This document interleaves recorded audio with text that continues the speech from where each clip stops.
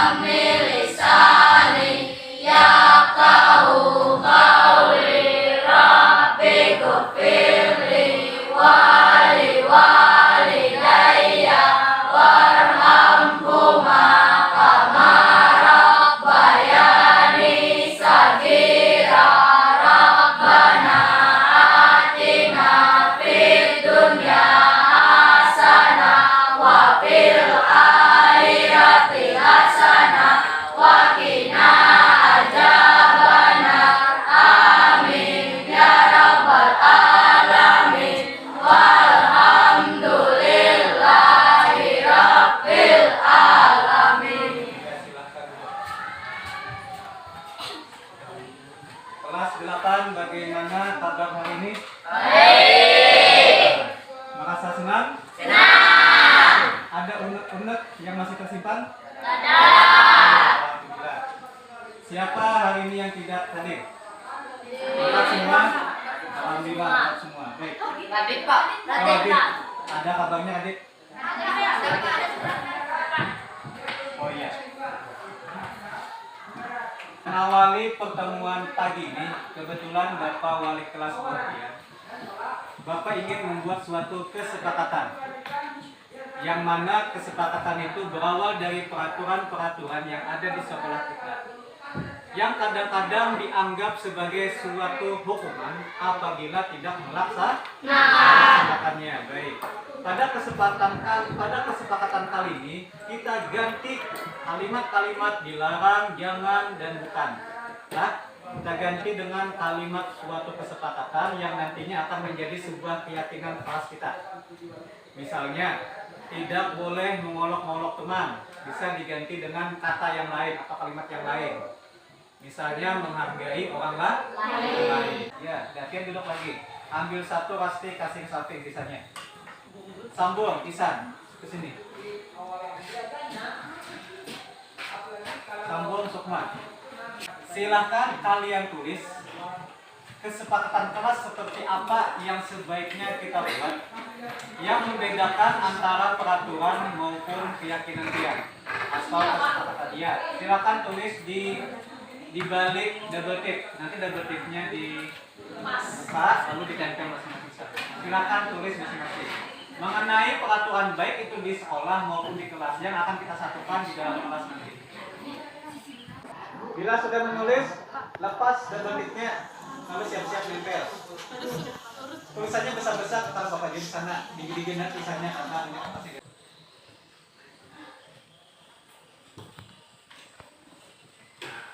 Tempel, silakan.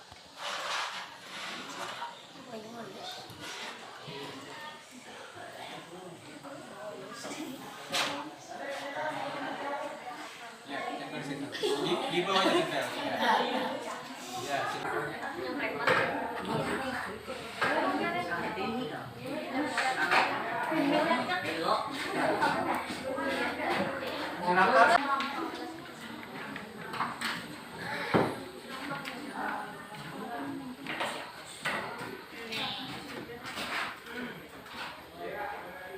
Sambung lagi.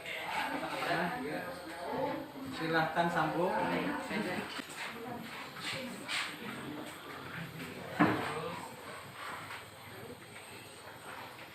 Oke, yang terakhir.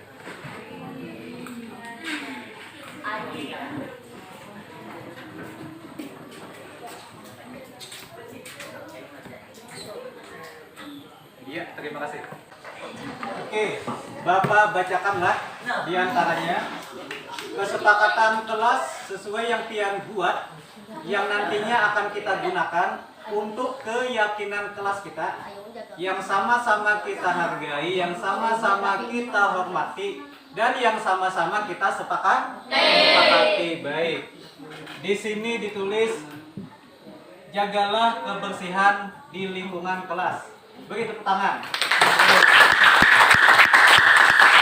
Kemudian selanjutnya menghargai teman. Siapa yang harus menghargai teman? Tadi, angkat tangan. Iya, tepuk tangan. Kata-kata jangan mengolok, jangan menyebut kekurangan teman, kita ganti dengan menghargai teman. Selanjutnya, menghargai sesama teman sama. Lalu datang ke sekolah tepat waktu. Beri tepuk tangan.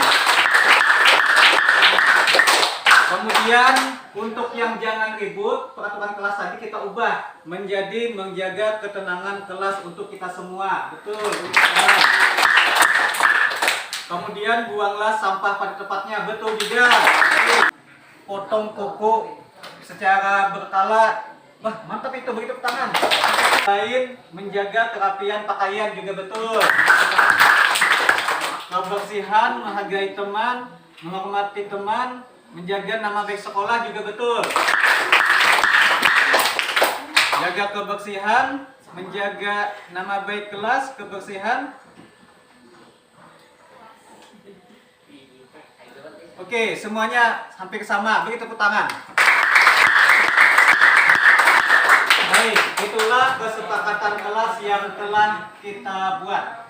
Nantinya akan Bapak buatkan secara lengkap dan akan kita tempel di samping sana yang akan menjadi kesepakatan kelas kita. Setuju semua? Setuju. Terima kasih. Assalamualaikum warahmatullahi wabarakatuh. Waalaikumsalam warahmatullahi wabarakatuh. Beri tangan semua.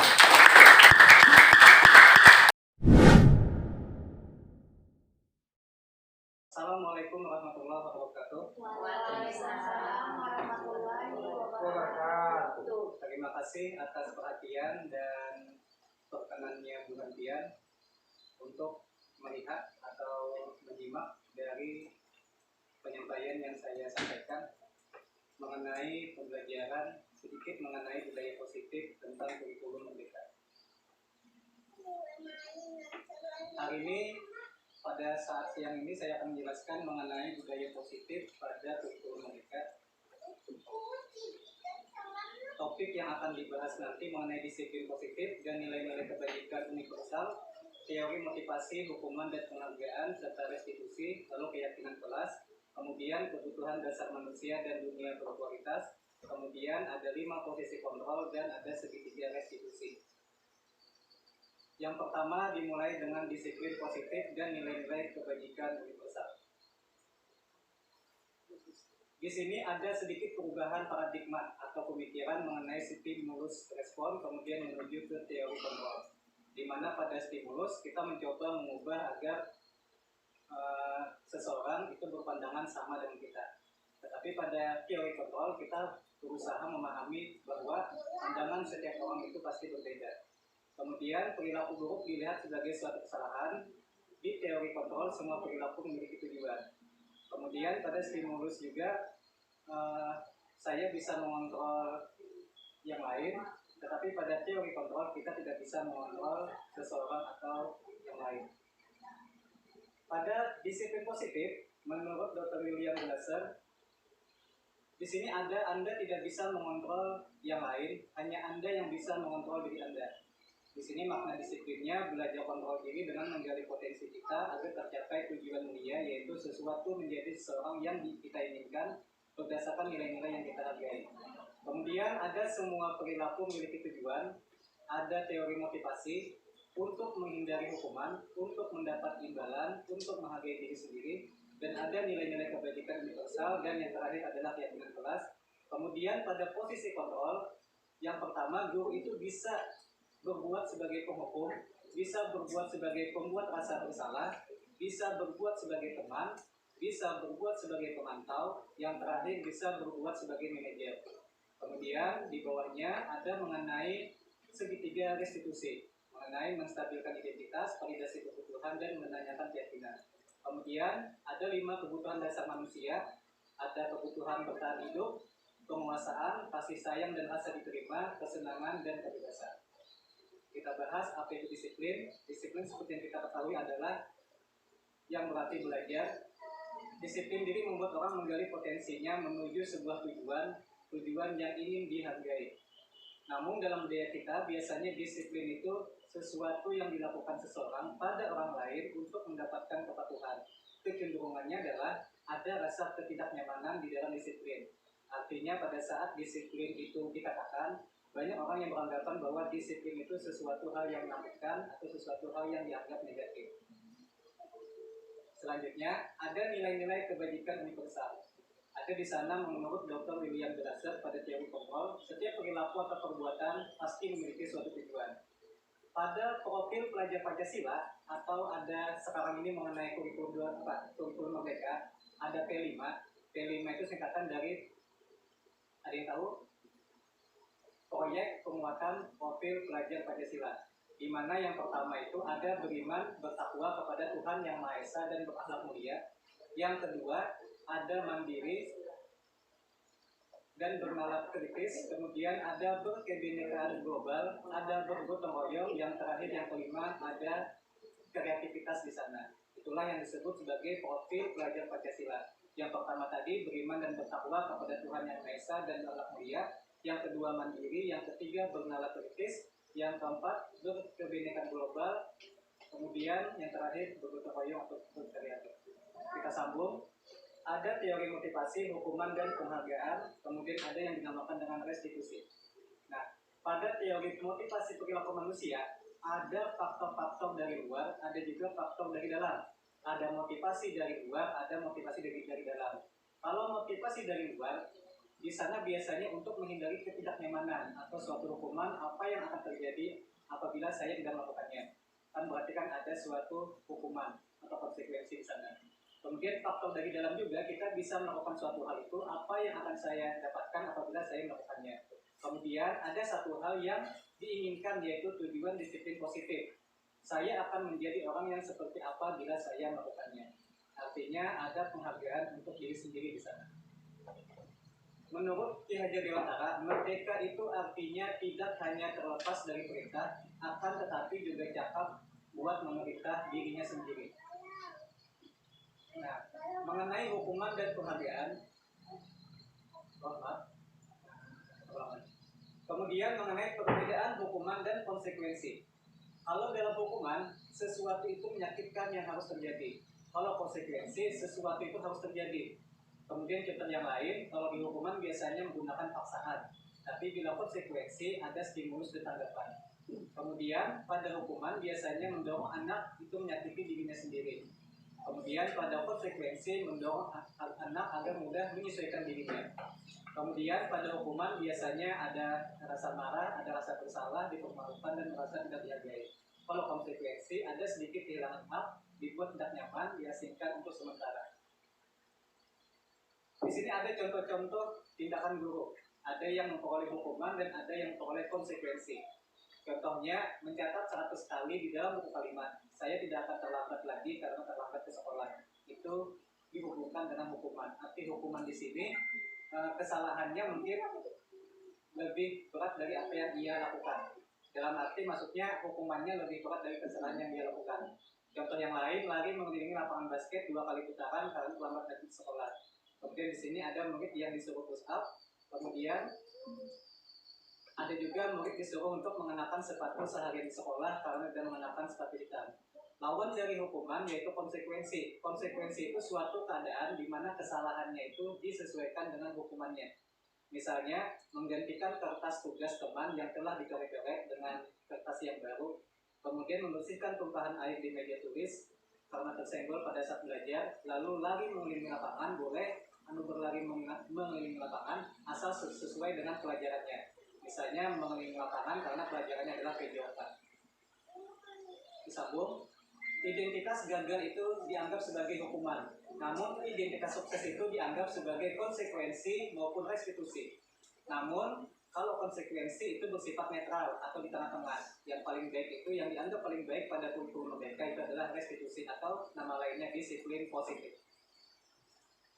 Di hukum penghargaan, mungkin pada saat ini atau saat kemarin kita memahami penghargaan itu sesuatu yang baik. Namun menurut ahli, saat kita berulang kali menjanjikan hadiah kepada anak-anak agar berperilaku bertanggung jawab, atau kepada seorang murid agar mempelajari sesuatu yang baru, atau kepada seorang karyawan agar melakukan pekerjaan yang berkualitas, kita sedang berasumsi mereka tidak dapat melakukannya atau mereka tidak akan memilih untuk melakukannya. Menurut KOM, secara ideal, tindakan belajar itu sendiri adalah penghargaan sesungguhnya. Artinya mereka belajar menurut hati mereka atau tindakan yang tindakan yang hadir dari dalam diri mereka sendiri. Seperti itu. Apa itu restitusi? Restitusi adalah proses menciptakan kondisi bagi murid untuk memperbaiki kesalahan mereka, sehingga mereka bisa kembali pada kelompok mereka dengan karakter yang lebih kuat. Restitusi juga merupakan proses kolaboratif atau kerjasama antar semua, mulai dari sekolah, guru, kepala sekolah maupun yang lainnya, yang mengajarkan murid untuk mencari solusi sendiri untuk masalah mereka dan membantu murid berpikir tentang orang seperti apa yang mereka inginkan atau menjadi tujuan yang mulia dan bagaimana mereka harus memperlakukan orang lain. Ada 9 ciri-ciri restitusi atau nama lainnya disiplin positif. Yang pertama, bukan untuk menebus kesalahan, namun belajar dari kesalahan. Yang kedua, memperbaiki hubungan. Yang ketiga, sebagai tawaran, bukan sebagai paksaan. Yang keempat, restitusi menuntun untuk melihat ke dalam diri si anak. Kemudian, mencari kebutuhan dasar yang mendasari tindakan. Restitusi diri adalah cara yang paling baik. Kemudian, fokus pada karakter, pembangunan karakter, bukan pada tindakan. Kemudian, fokusnya pada solusi atau penyelesaian masalah. Kemudian, mengembalikan murid yang berbuat salah pada kelompoknya. Artinya, murid yang salah tadi dikembalikan ke kelompoknya untuk diterima. Kemudian, ada suatu keyakinan kelas. Nah, biasanya ada suatu peraturan dimanapun itu, baik di sekolah maupun di tempat yang lain. Biasanya peraturan itu menggunakan kata-kata seperti larangan. Kemudian di sini, mengapa tidak peraturan saja? Mengapa harus ada keyakinan kelas misalnya? Contoh, ada mengapa kita memiliki peraturan harus menggunakan helm bila mengendarai kendaraan roda 2. Kemudian, mengapa kita memiliki peraturan 3M? Memakai masker, mencuci tangan, dan menjaga jarak. Kemudian, mengapa kita memiliki peraturan harus datang tepat waktu pada saat mengikuti pelatihan?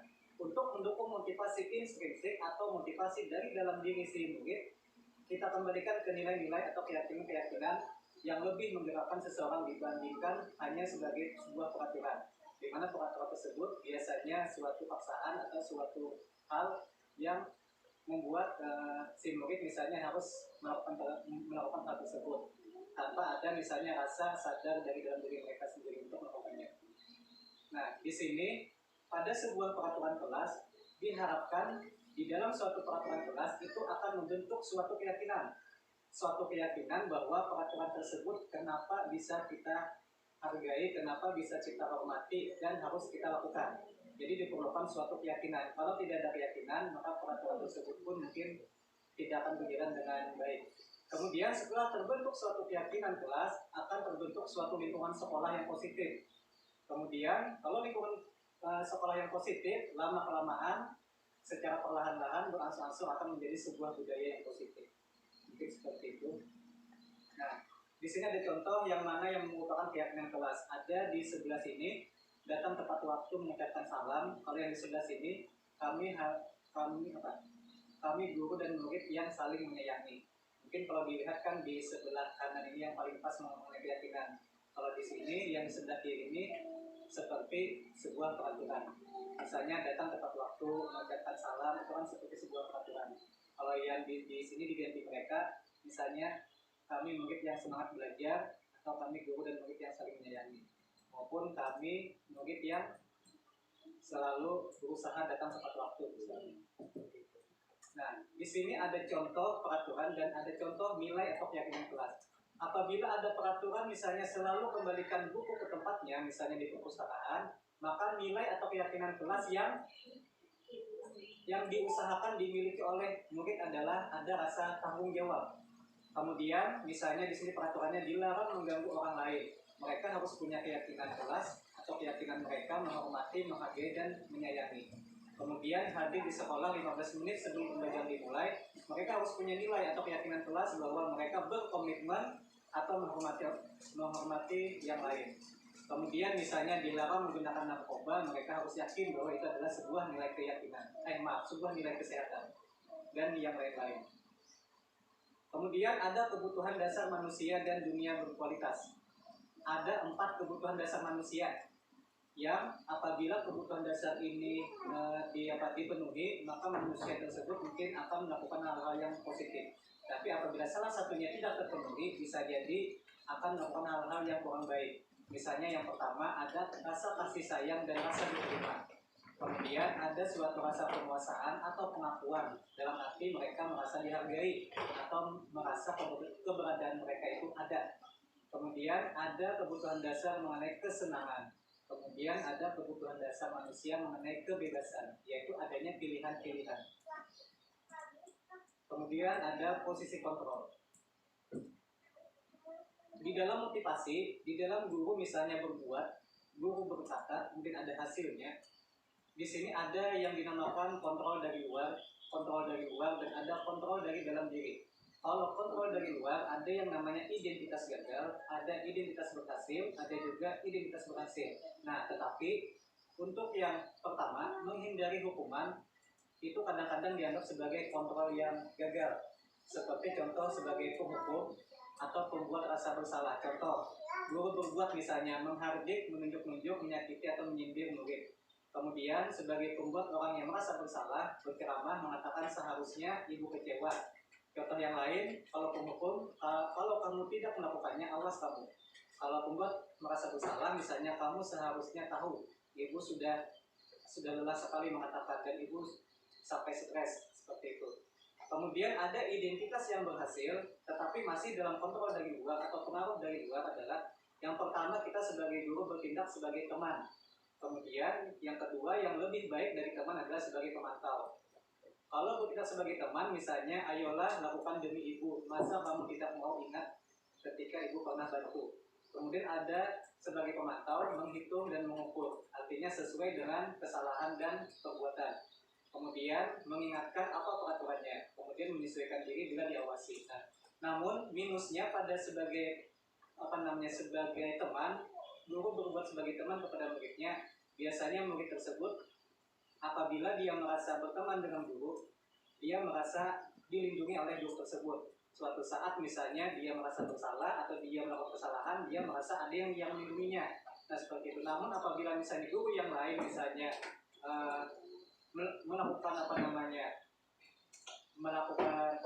melakukan suatu kedisiplinan dengan dia mungkin tidak terima. Kenapa? Karena guru yang lain mau membantunya. Untuk sebagai yang paling bagus adalah sebagai manajer atau yang datang dari dalam dirinya sendiri, dari faktor intrinsik. Misalnya guru bertindak sebagai mengajukan pertanyaan-pertanyaan, kemudian menanyakan apa yang diyakini oleh si murid, mengapa dia bisa melakukan tersebut, keyakinan apa yang dia langgar, kemudian menguatkan pribadi murid, kemudian mengevaluasi diri bagaimana cara memperbaiki diri. Di sini ada pernyataan-pernyataan. Tulisan saya kecewa sekali dengan kamu. Itu contoh sebagai pembuat orang merasa bersalah. Kamu tidak pernah benar melakukannya, itu sebagai penghukum. Ayolah lakukan demi ibu atau bapak. Sebagai teman, apakah kamu mau mendapatkan stiker bintang hari ini? Untuk pemantau, bagaimana kamu bisa menyelesaikan masalah ini? Bertindak sebagai manajer, artinya si murid diminta untuk berpikir memunculkan dari dalam diri mereka sendiri bagaimana cara mereka menyelesaikan masalah dengan dipandu oleh guru. Kemudian ada sebagai penghukum, kamu selalu yang paling terakhir. Ada segitiga restitusi. Dalam segitiga restitusi ada 3 langkah. Yang pertama langkah menstabilkan identitas, yang kedua langkah memvalidasi kebutuhan, yang ketiga langkah menanyakan keyakinan.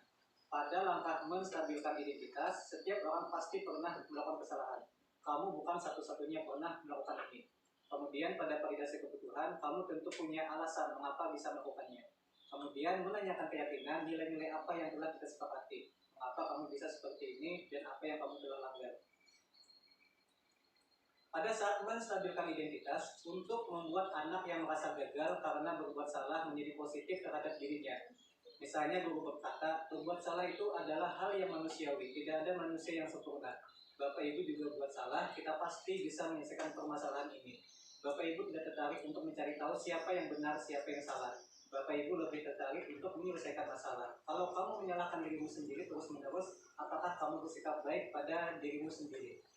Kemudian pada validasi kebutuhan atau tindakan yang salah, membantu siswa untuk mengenali basic need atau kebutuhan yang ingin dipenuhinya ketika melakukan kesalahan itu. Biasanya siswa atau murid, mereka biasanya melakukan kesalahan atau pelanggaran, biasanya mereka merasa kurang dari kebutuhan dasarnya, baik itu dari rasa diterima, baik itu dari rasa kasih sayang, dari rasa kebebasan, pengakuan, maupun dari rasa hal yang lainnya. Pada dasarnya, setiap tindakan manusia punya tujuan. Ada kekuatan, ada kebebasan, ada cinta, maksudnya rasa diterima. Kemudian ada fun atau survival. Kemudian guru berkata, kamu bisa saja melakukan hal yang lebih buruk dari ini, tapi kamu tidak melakukannya kan? Kamu pasti punya alasan mengapa melakukannya. Apa yang penting bagi kamu? Kemudian yang terakhir adalah menanyakan keyakinan. Setelah proses-proses tadi, lalu yang terakhir adalah menanyakan keyakinan. Anak melihat kesalahannya dihubungkan dengan norma sosial dan nilai-nilai yang mendasari manusia berinteraksi dengan orang lain. Contohnya, apa nilai yang kita percaya di kelas atau sekolah ini? Nilai-nilai universal apa yang telah kita sepakati? Kelas yang ideal itu seperti apa sih? Kamu ingin jadi anak yang seperti apa? Apa yang kamu rasakan ketika kamu melakukan itu? Kamu menjadi orang yang seperti apa? Sudah, demikian paparan atau penyampaian dari saya mengenai budaya positif pada pembelajaran kurikulum Merdeka. Mungkin sebelum diakhiri ada yang ingin bertanya, dipersilakan. Dalam posisi kontrol, itu guru itu diharapkan Ibu Bapak itu sebagai manajer atau sebagai pemantau di sini. Sebagai pemantau atau sebagai manajer di sana. Kalau sebagai penghukum itu yang paling dihindari. Kalau bidang hukum Merdeka. Kemudian sebagai pembuat rasa bersalah juga perlu dihindari. Sebagai teman sebetulnya 50-50, bisa baik bisa juga tidak. Tapi bilanya si anak itu merasa lebih ke gurunya, maka itu akan menjadi negatif. Kemudian memang yang kemudian sebagai pemantau menurut bagus juga, tapi kalau ini sebagai manajer sempurna ada. Pemantau itu maksudnya anak itu bisa kita beri hukuman, sebetulnya bukan hukuman tapi konsekuensi. Beda hukuman dengan konsekuensi itu maksudnya kesalahannya itu sesuai dengan yang dia yang kita berikan ke dia itu sesuai dengan kesalahan dia.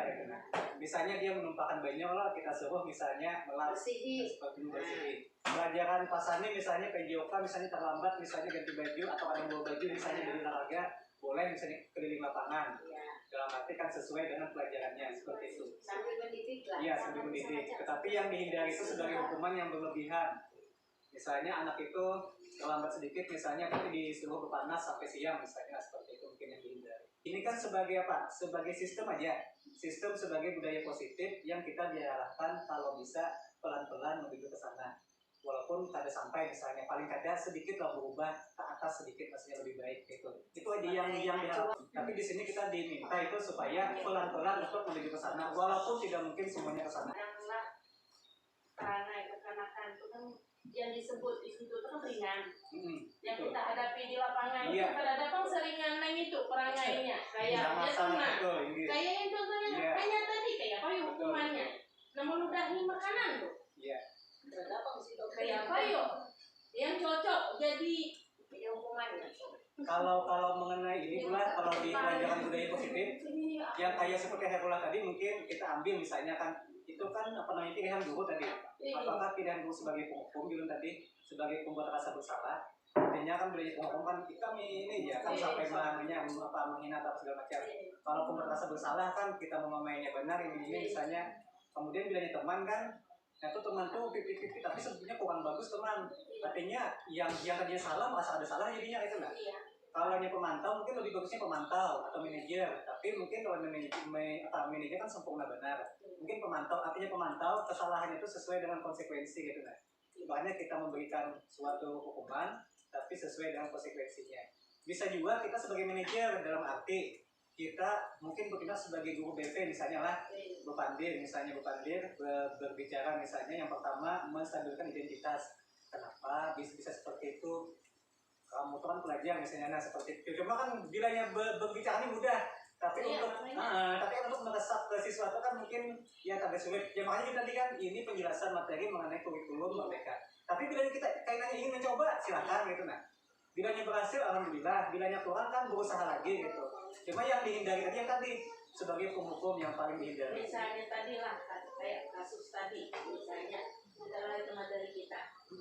Kalau kita menghukum otomatis kan kayak tadi dengan cara mengucapkan kata-kata pada pantas lah misalnya.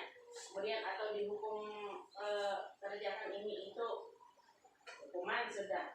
Kalau lari ke apa lagi yang sebutin? Konsekuensinya ya mana itu? Yang mana Bu? Yang Peneguran secara ngambil nilai konsekuensi. Tadi Airullah tadi misalnya, kalau menghukum kan sudah tahu aja cara kita menghukum tuh, kita hajar kita apa kan sudah tahu aja misalnya itu hukuman. Kalau lari ke apa lagi tadi konsekuensinya kayak apa ya? Kalau pemahaman konsekuensi yang kan mungkin nyuruh menjilat ludah kan mungkin. Ya, nah kan itu kan konsekuensinya sesuai dengan kesalahannya. Kalau misalnya konsekuensi pula mungkin sesuai kesalahan misalnya lah, yang tadinya misalnya ada piring, kalau misalnya ada nasi lah, itulah di dalamnya. Oh sudah, lalu kalau dari sistem kan tadi kan bilangnya penghukum tadi kan berlebihan, sangat berlebihan. Kalau yang konsekuensi kan tadi kan sesuai. Mungkin kita misalnya piring tadi nang diludahinya, ini disuruh basuh piring itu, habis itu minta maaf lawan acil lawan dan dengan kawannya langsung. Nah seperti itu Bu, yang disebut konsekuensi. Cuma dari itu pula untuk anak itu meyakinkan kita bahwa ini mengikuti konsekuensi itu dari mana? Nah pada saat itu kan mungkin kan misalnya kan sudah kejadian, kalau sudah kejadian nih kan, lalu kan sudah dibasuh saya piringnya. Nah mungkin bisa jadi kan kalau sudah dibasuh mungkin yang lebih dekatnya minta maaf oleh hati warung, tetapi kan kita ceramahi dulu. Nah mungkin pada saat kita ceramahi itu mungkin biasanya kalau ini kan kalau dari pembelajaran ini bulan, biasanya anak itu ada yang kurang dari kebutuhan dasarnya. Apakah kebutuhan rasa kasih sayangnya misalnya, rasa kesenangan kebebasan atau penguasaan maupun bertahan hidupnya. Bertahan hidup ini lah, bertahan hidup ada makanan sampai meninggal ada. Maksudnya bertahan hidup misalnya kalau ada bisi makanan atau saya di rumah lalu ini melampiaskan di sekolahan misalnya. Biasanya memang kayak kita kan misalnya kuitannya broken home misalnya lah. Lalu kan tuh kan ada kurang rasa kasih sayang tuh, lalu dia lampiaskan di sekolah. Dari sana disuruh guru itu dulu menemukan sebetulnya. Setelah itu kan dia kena jangan 4 tahun misalnya guru hukumnya ini, lalu lah kita mulai mendekati secara halus dari dalam. Itu yang dikendaki, artinya dia itu sadar dari dalam dirinya. Kalau bisa, memang sulit, jadi sulit. Masalahnya untuk konsekuensi ini kan sepintas kita lihat pasti selalu diiringi dengan hukuman. Iya, betul. Supaya kesan efek jerak. Iya, betul. Untuk melakukan itu kembali gitu. Nah, ini Pak. Lalu tergabunglah termasuk lagi ke hukuman gitu. Iya, betul. Kan tadi kan ada kata efek jerak. Nah, iya, itu Pak. Iya kan dulu kan di kurikulum ini yang dikehendaki itu faktor dari dalam muncul. Kalau efek jerak kan faktor dari luar. Itu pasti dah. Maksudnya kan efek jerak itu kan aku bila melakukan ini, aku kayak ini jadinya. Iya. Aku jelas sudah itu. Cuma biasanya bilanya jerak tadi, bilanya kita kadang mengontrol lagi, misalnya kelas ribut misalnya bulan. Misalnya kelas ribut kan, misalnya ada guru yang misalnya luar biasa penyakitannya misalnya, bilanya kelas ribut, gimana apa ini. Nah, tapi pada saat guru yang lain yang masuk misalnya yang slow, dia kan efek jerak dalam arti dia cuma takutan atau bisa efek jerak dari guru itu aja. Nah itu maksudnya artinya munculnya tuh bukan dari dalam tapi dari luar pada saat itu aja. Nah itu maksudnya yang dikisahkan di pembelajaran ini.